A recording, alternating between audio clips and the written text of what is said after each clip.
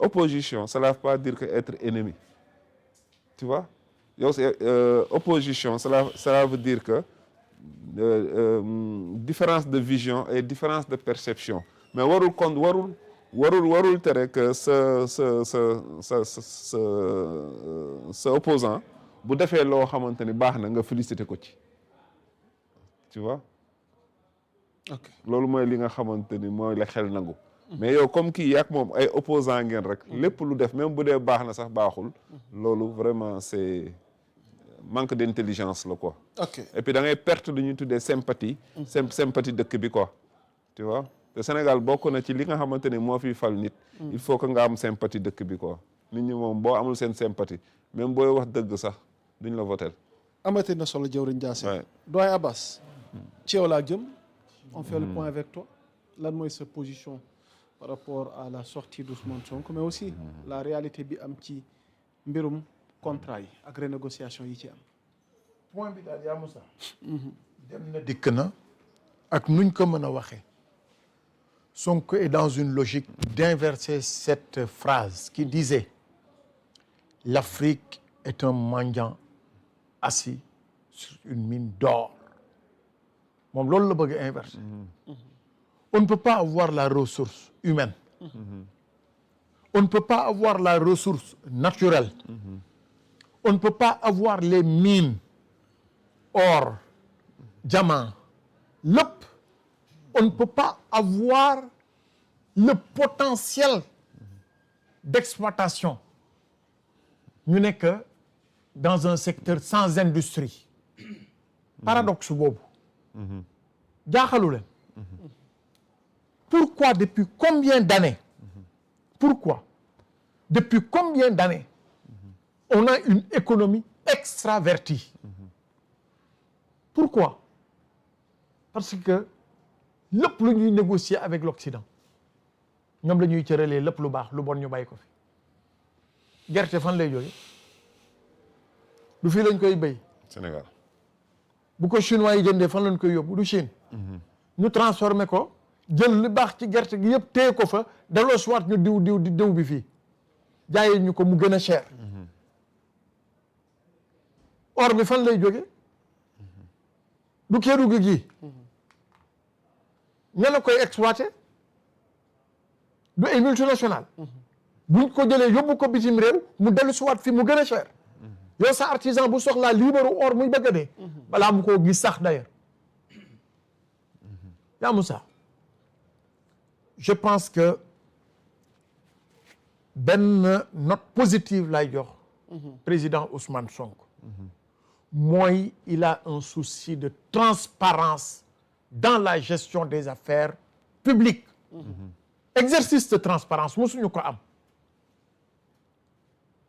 musuñoo am exercice de transparence xam nga mooy la lii lañ ma dénk ña ma ko dénk saa yu ma doxalee ba am tolluwaay gi tax dinaa waxtaan ak ñoom wax leen lan ma dénk fan laa ci tollu fan laa ci bëgg a dem ak nan laa ko war a doxale loolu ngeen ni loolu baaxul yaa Moussa Ousmane Sonko moomul réew mi dañ ko dénk moom avec le président Bassirou Diomaye Diakhar Faye kenn leen ko dénk la majorité des Sénégalais ñu yóbbaale la politique des minorités parce que nag bu majorité bi gagné minorité bi day adhéré le président Bassirou Diomaye Diakhar Faye est le président de tous les Sénégalais inscrits au fichier et non inscrits au fichier mu désigné un chef de gouvernement qui conduit la politique de la nation sur instruction du président de la République exercice de transparence bii moo waral mu toog waxtaan ni leen li jëm ci ressources yi contrat ya nañ ko négocier woon baaxul xanaa nag lu waay nul ak loo doon cancre xam nga ni contrat yi nuñ ko négocier baaxul autoroute à péage baa ngi ni exemple la concession bi ñaata at la balaa sax Sénégal di ko moomale boppam autoroute ba yàqu na yaxeet kon lan la ci baax contrat minier yi mi ngi fi ITIE mi ngi fi est-ce que ñooñu bi ñu signé contrat yi dañ ko publier citoyens yi am ko lire ko jàngat ko xam la ca ne mësta am exercice de transparence moom mu ñëw wax ni contrat yi renégocier nañ ko ne serait-ce que le défi d'avoir osé renégocier contrat lan la Samuel man ak yow dañuy liggéey lii laa bëgg ñu defar ko ndox maa ngi nii bouteille bii buñ ko jaayee fileeg fukki at ma delloo la ko waaye lii lañ koy jënde lii lañ koy defaree lii lañ koy jaayee bu fekkente ne yow ñëw nga ni man li ngeen ma waxoon d'accordu ma ci am naa sañ-sañ ma demandé la ñu renégocier ko waxtaanaat ko xool man ban intérêt laa ci mën a ati am mais loolu nag je pense que c'est une bonne chose d'avoir essayé na ci communication bi mu wax indi na ay résultats ci la mu essayé ba nag yemul ci ay kàdduwam dafa indi ay directeur indi ay ministre ne leen ñëw leen ngeen wax ci seen secteur la ngeen renégocier mu nekk aussi beneen exercice de transparence pour ñooñu parce que xoolal démarche bi moom rek mënoon na toog wax en tant que chef du gouvernement mais daf leen may ñoom it une opportunité de communication pour que ñoom itamit ñu def exercice de transparence bi ci la ñu gérer ku mel na Toussaint Manga ca LONASE wax na la ku mel ne ministre de la communication ca la mu gérer ci communication ba la nga xamante ne moom lañ fa jëlee woon mi ngi soulager waa poste xoolal démarche boobu jëlewuñu ko fa def ko ci seen gafaga mais dañ ko jël redessiner waat ko mu dem ci li nga xamante ne moo jëm ci njàng bi ñu ni kon projet wu abri provisoire yi mën na am njeexital ci kaw lan lii ñu foree fii jëlee ko fële dinañ ko suqali dugal ko ci biir li jëm ci abri provisoire yi jawrin loolu jaakaar naa ni baax na noonu ñu ko defee ci fànn boobu noonu lañ defee aussi des renégociations dans d'autres contrats pour que mu dem ci luy tabax ay hôpitaux mu dem ci luy tabax ay écoles mu dem ci luy defar le citoyen sénégalais kon nag jàpp naa ni l'un dans l'autre l'exercice de transparence mi ngi koy amal jëm ci assemblée muy ndaw pencum réew mi ngi toog di diisoo ak ñoom ci question d'actualité yi mais nag bii daf ko jagleel citoyen yi parce que njeexitalu politique publique yi yëpp citoyen bi moo ci war a gis ak yëg boppam maanaam man ma toog ba jimmi jamono di gis ni fii nii tali bi amul goudron amul dara suuf la ñu toog benn at ñu ne kon de tali bi léegi goudronné nañ ko di nga ko yëg yow ma fiy dugg sa oto yow ba fiy dox yow mi fiy dem ak ñëw kon yaa Moussa jàpp naa ne que ni exercice bi exercice la boo xamante ni noonu mu koy répété ci assemblée noonu la ko war di répété dans d'autres secteurs stratégiques yu mel ni mine or industrie extractive mais li ma ci gën a neex ci foofu lay tëjee mooy ICS yaa Moussa phosphate mooy suqali koom-koomu réew wallahi waaw béykat bi ñaata yoon lay jooy pour am engrais yaa Moussa bu dund yu oyofee lu ne rek yomb na man sama gis-gis mooy c'est le jour où on réussira une bonne politique agricole waxuma la campagne agricole de man waxantuma ay waxu campagne ministre bi sax na arrêté dans son jargon et son discours campagne agricole na wax politique agricole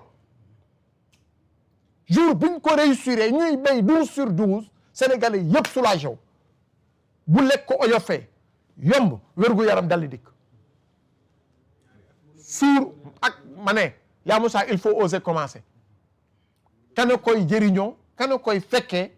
loolu ci loxoy borom bi la mais ñenn ñi bu ñu osé woon commencer kon tey jii ñii dañuy ñëw dabbali day yomb mais danoo fekk dara boo fekkee zéro nag pour que nga yëkkati day métti kon nag nañ ko tàmbali Sénégal na ko jël reprendre ko parce que sous-région bi yëpp ko soxla sous-région bi yëpp ko soxla donc man gëm naa ni certains débats orientés jaru ko lu tax dégguñu leen bi ñuy wax waxu góor jigéen dañu organiser conférence de presse booboo gënoon a métti lu tax organiser wu ñu ñoom conférence de presse pour wax ci waxu borom ñaari tur yi ñenn ñi dem taxaw assemblée bi yàpp askan bi dinaan ñoom ñooy défendre góor jigéen nañu génn défendre ko léegi ñu xool ñoom nañu génn ñu défendre góor jigéen ñu xool kaso la ñu jëm il faut que ñu arrêter ces fumisteries sur des questions yi ëpp solo dans la nation doo leen ci dégg ils sont dans l'ancrage ancien de la politique politicienne loolu la ñu xamul ni que ni moo fi jeex ils sont dépassés l'exercice de transparence ñoom buñ ko defoon tey kenn du leen joxar bi baaraamu tuuma ils n'ont jamais fait l'exercice de transparence jamais je les défie nañ ma génneel benn publication wala benn conférence de presse bi ñu def dans leur magistère gestion de transparence amul aucun de ces premiers ministres defu ko nañ ko génnee aucun d'entre eux en 12 ans d'exercice xanaa benn yoon lañ dem assemblée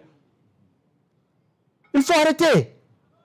nit ñi dañu bëgg ñi ñuy jiite am des rendez-vous de communication am des rendez-vous de dialogue pour wax ak askan bi jokkoo ak askan bi échanger ak askan bi mu baax mu bon ak wax ñu fan la ñu bëgg a jëm ku lay womat da ngay tey mu di la won yoon bi ñii nag dañoo bëgg wane ni que ni ñoom ñoo ñu womat te kenn womatuñu ñoom ñii di wax nii de l'autre côté là kenn womatuñu amuñu fi benn voix officielle bi tax ñu womat fii ñaari nit lañ ñu ñoo ñuy womat muy le président de la République ak le premier ministre Ousmane Sonko la ca des nag ku ci am sa débat ak say preuve na nga dem xool ji fi nga koy yóbbu wax bi daal di frankule was goo chey googu yëpp tàng na ñu bàyyi la nga mos. waaw man damay mos di nuyuwaat waa was goo chey ki rasulillah Babacar amatina solo en grand Samuel dañuy mos dañuy wax ñun même tey waxtaane wax mag la ñuy def Samuel Mokhtar dañuy wax ba féex li naan guux Abbas moom buur la kenn du nu rey saf na de Samuel gàddu waaw Abdou daawul naan ci was bi de mais léegi waaw was bi de xaw ma yaa ngi fàttali ko loolu bu ma sax nag yi mu doon def waaw dinaan da koy teg nii rek waaw maam ci baax na waaye yi day tàngal ci xam nga yii was bi daa baax de waaw da ngay defar corde vocale yi da koy wàcce c'est-à-dire buy dugg sax da nga koy sentir was goo sey ko joxel numéro boo seetlu Abbas was bi daa ñëw rek tonalité bi gën a yéeg waaw gisuloo xadr bi gën a jug daf maa romb amatina solo bu weesoo lépp it fii moom utile ak agréable lépp la ñuy boole waxtaanee ko Samuel Mokhtar Ba mel ni dégg bloc note nga gàddu waaw bloc note booy wax ñu lay déglu te li ngay waxal ëpp la xam-xam waaw daa am fooy teg li ngay wax bloc note bi mais jàmm la indaale aussi parce que lu weex tàll sol te sujet gi ñu jëm ci wàllu contrat yi ak coow la mu jur yaa bu sax dafa am lu ma la bëggoon a jox exclusivité léegi mi ngi nii Ousmane Sonko bi mu demee forum d'été de Davos bi xam nga lan la wax forum d'été de Davos 2020 dafa ni ba woon waaw en Afrique il n'est pas question de réinventer la roue ce qui a été fait ailleurs et qui a produit son résultat si on le fait avec la même rigueur on aura les mêmes résultats sinon plus